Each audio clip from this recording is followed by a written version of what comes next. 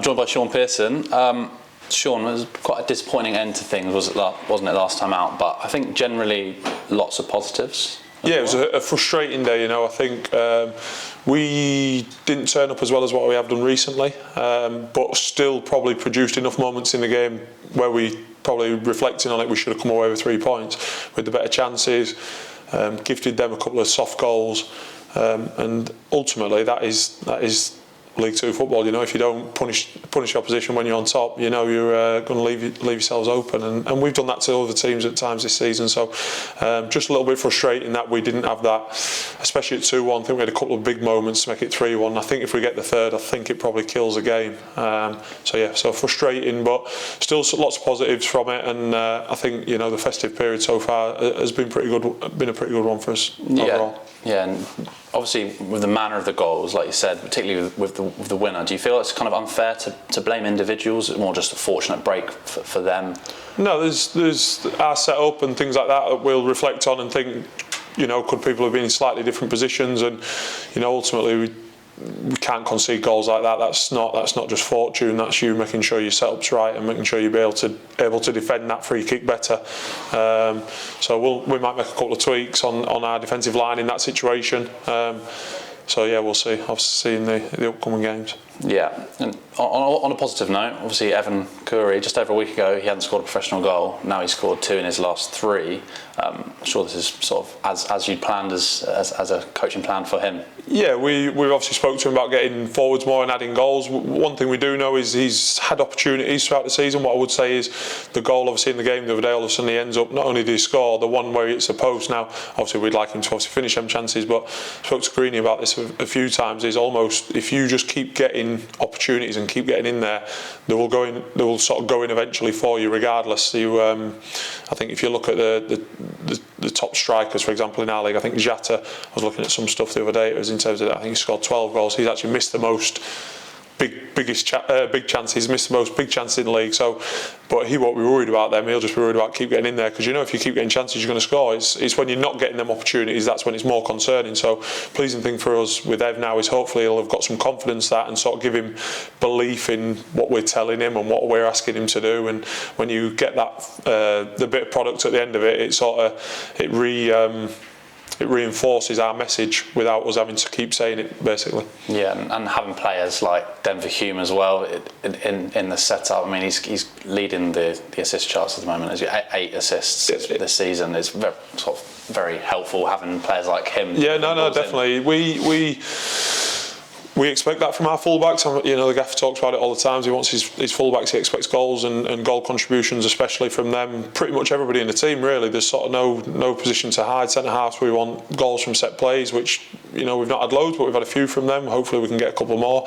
And Denver's delivery his delivery from set plays, especially, has improved considerably, really, over his time here. So that's been really pleasing. I think, again, when you get a little bit of confidence with somebody, same with Ev, you're saying a certain message, and when you get a little bit of success from it, that reinforces that confidence even more. And Denver, from an attacking point of view, has been a real plus for us. And defensively, he's got better and better as the season's gone on. So hopefully he can keep getting better and keep providing them opportunities, and hopefully we can keep putting them away. Yeah, and obviously that header that Greeny scored as well was phenomenal, wasn't it? Yeah, it was unbelievable header. Like I said about Ev there, Greeny against not against Port Vale, against Harrogate.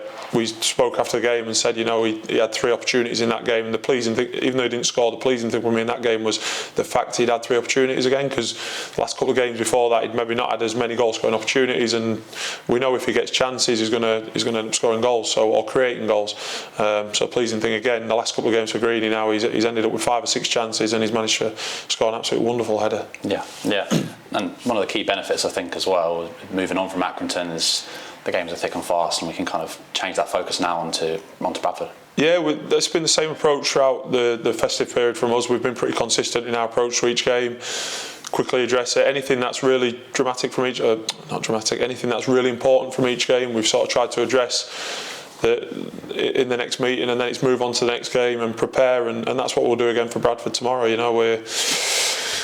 they're obviously on a good little run in a similar position to ourselves, so it should be a good game. Two good teams, two teams that seem to be in a good place, and obviously there'll be a big crowd in. I think everybody's looking forward to it. Yeah, and how are the lads in general? I know there's been a lot of rotation in the squad, and players coming in, coming out, and whatever. Yeah, I think we're just debating about some selections for the team tomorrow in there, and it was nice because it was only a couple of months ago we were almost having to put square pegs in round holes, and now we're actually debating about, well, do we think he's best for this game? Do we think he's best for this game? And sort of, rather than just having to play whoever's available, almost at one point it felt like. So it's a nice position to be in. It's been some difficult choices, and like I say, we've tried to keep people fresh and tried to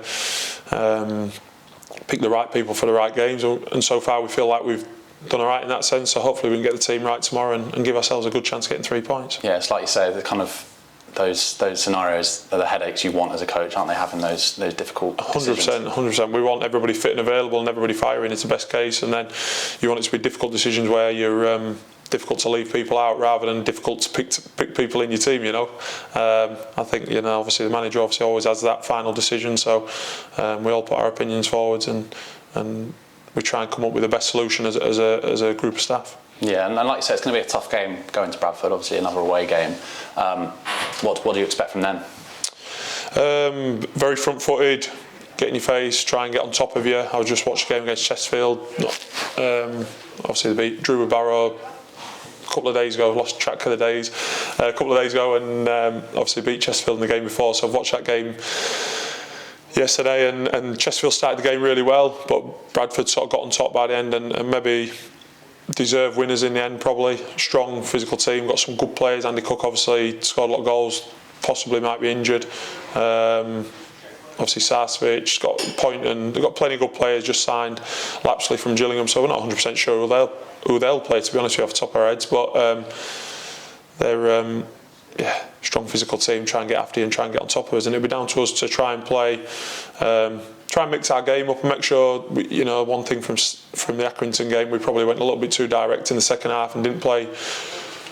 We didn't mix our game up enough, as in terms of trying to play a bit, to try and draw them out, to have spaces in behind to hurt them, and that'll be important in every game. Important for us in this Bradford game, but it's important for us in every game as well. Yeah, a fact to consider that I'm sure will be on Bradford's mind particularly is the last 2 times we played them, we've obviously come out the good side of the result.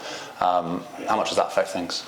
Yeah, no, it was obviously quite a while ago now, but hopefully that's fresh in their minds. What I would say is I thought it was 2 really good games, so hopefully tomorrow will be the same. Hopefully it'll be another. I think if anybody watched either of them games, there were 2 real sort of, I'd say, high quality League Two. I know one was in the Cup, but 2 League Two teams going out to high quality games, and I'm hoping we can produce the same tomorrow. So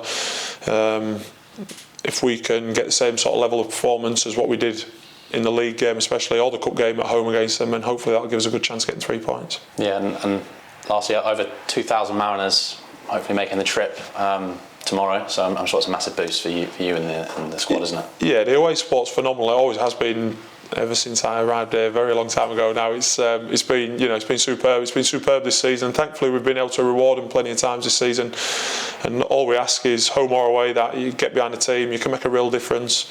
I think the Port Vale game at home, we really saw that massive difference where I think it all come from an Evan Corey tackle in the first half, and he just waved his arms at the crowd, and all of a sudden the place really took a lift off, and naturally I think that comes away from home anyway, but both home and away, if they can just get behind the team and keep supporting us, and it makes a real difference, as you saw in that game especially. Thank you, Shaun. Thank you.